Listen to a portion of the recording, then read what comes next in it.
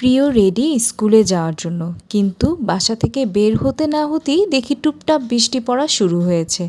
তারপরেও চিন্তা করলাম যে স্কুলে যাই।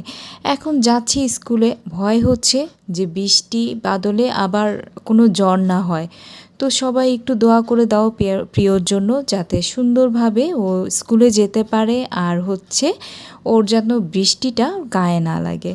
দেখো কি সুন্দর বৃষ্টি হচ্ছে, বৃষ্টিটা দেখতে কিন্তু খুব ভালো লাগে।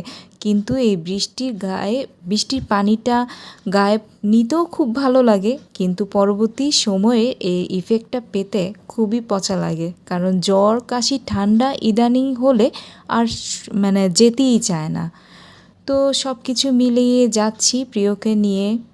দোয়া করো সবাই যাতে আমার দিনটা ভালো যায় এবং প্রিয়র দিনটাও যাতে ভালো যায়। সবাইকে শুভকামনা জানিয়ে আবারও জানাচ্ছি শুভ সকাল।